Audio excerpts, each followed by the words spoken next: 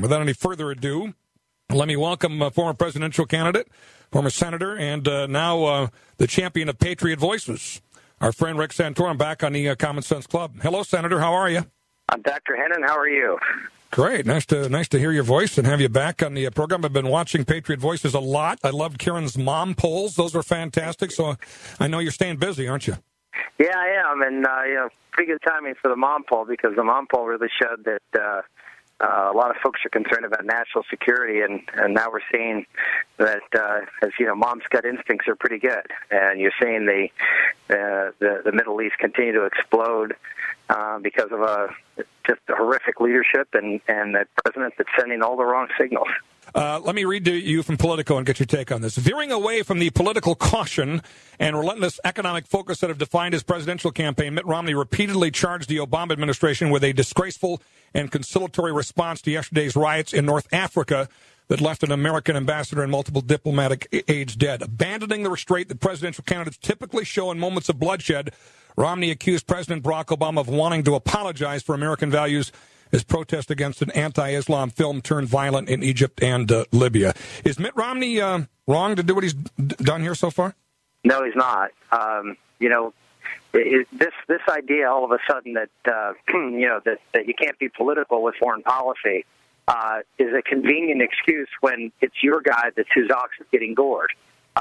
Look at the response of the left of President Bush on a variety of different occasions when we saw actions against civilian and military personnel in Iraq and Afghanistan.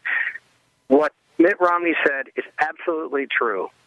President Obama and the State Department did not stand up for the values of this country, showed weakness again, showed that we are going to cower to these radical Islamists and throw under the bus not religious liberty, but freedom of speech in this country. I disagree with that crazy pastor, but you know what? I disagree with a lot of crazy people in this country, but they have the right to speak, and we should not be sending out communiques apologizing for what is one of the great things about this country, which is our ability to criticize anything in the public square.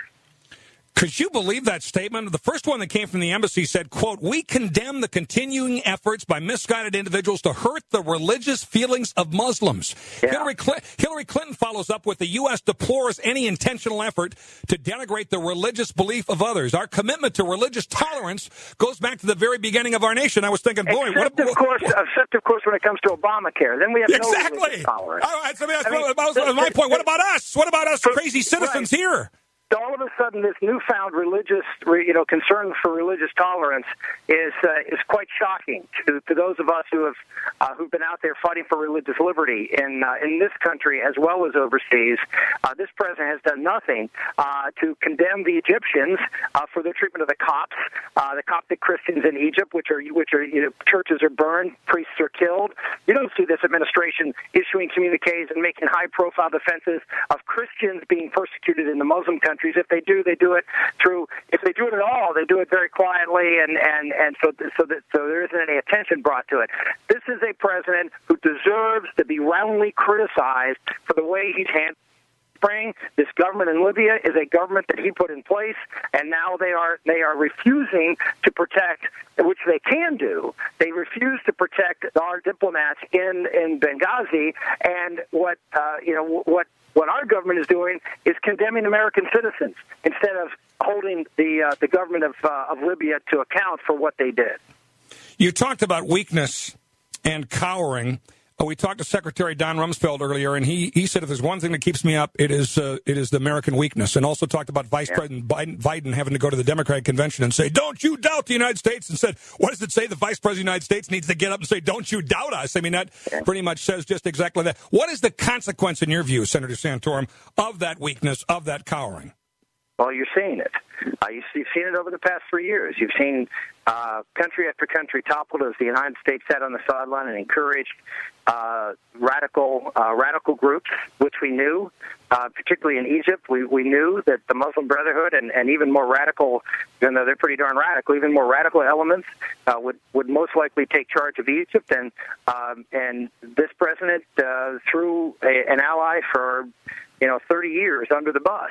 And the same thing in other areas around the world where we had the opposite. We had in Iran, we had radical regimes that are building nuclear weapons to target the nation of Israel. And this president took the other side. He took their side. He didn't take the demonstrators in the streets.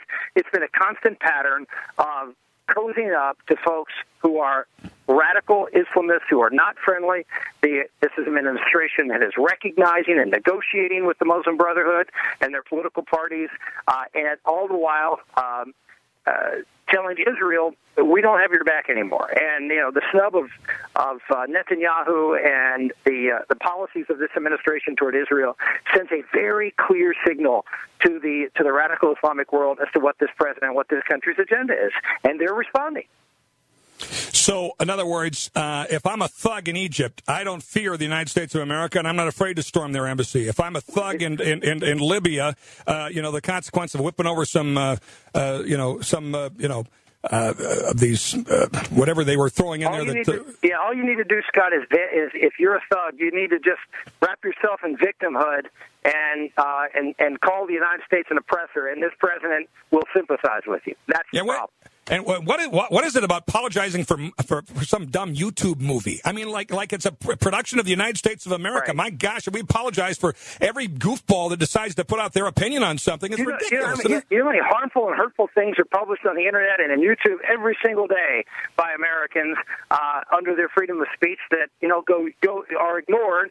But when someone wants to incite violence against the United States, they grab on to something that they can be offended by, and they get this administration to side with them, to be equally offended, and that is what encourages bad behavior. And by the way, we got Republicans piling on here, too.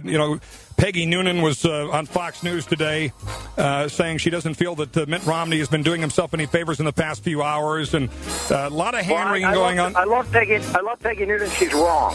I agree. I completely agree. Every right to show the lack of leadership of this president, and his policies are geared to weaken the United States.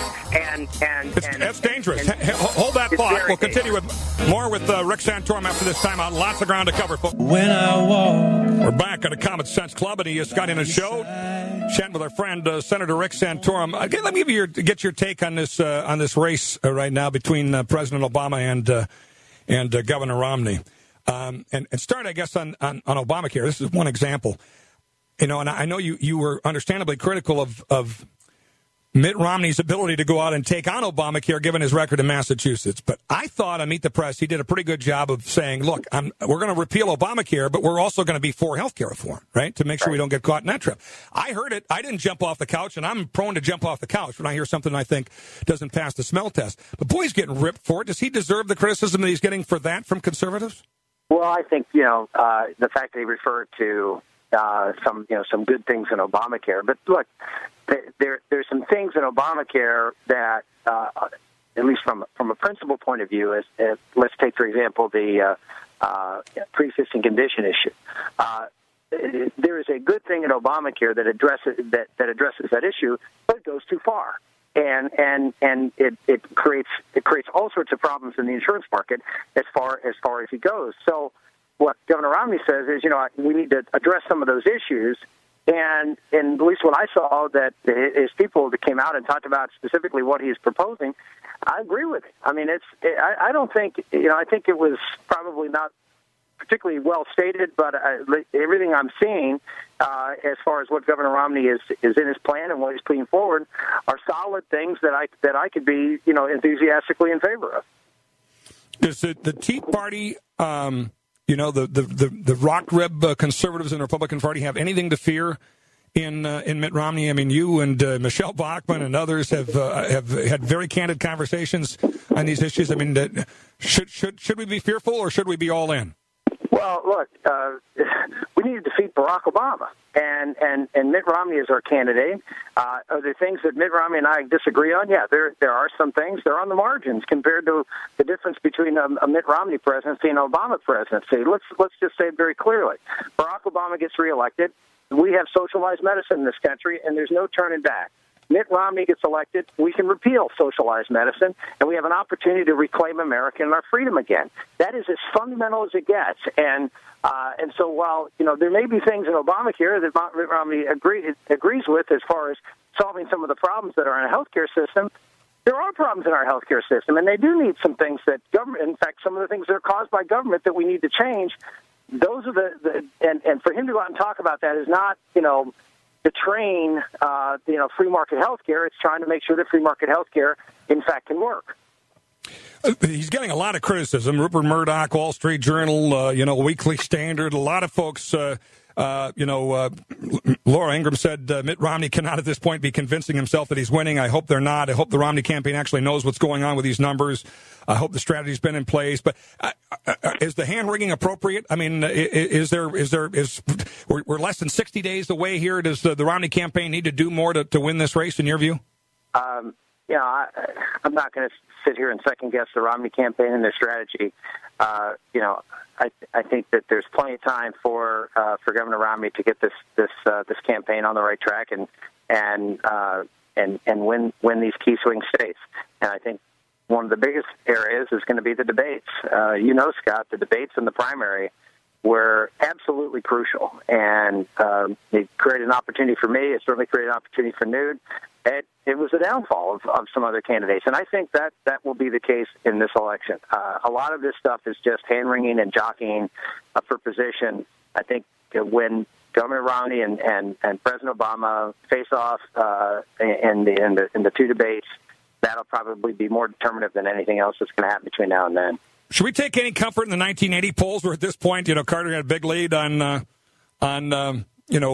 Reagan? There was the John Anderson factor, obviously, but I mean, there's a lot of things we can point to say, hey, look how that race broke in a big way for Reagan. And the debates turned out to be key in that race too.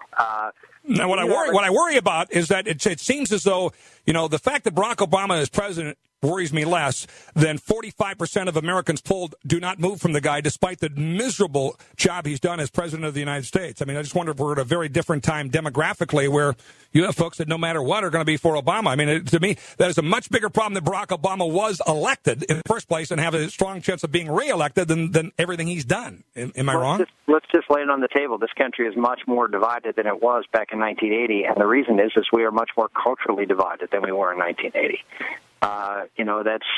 Ronald Reagan could win 49 states because from a values point of view, the vast majority of the American public agreed with the basic values of Ronald Reagan. They just were unsure as to whether he was the right guy to do it, whether if he's an actor, he's too old, he's out of touch, these sorts of things. And when people saw that he was someone that they could have confidence in, it was very easy for them to come over and vote for Reagan. That's going to be different. I mean, there are states that are unreachable because of, again, culture.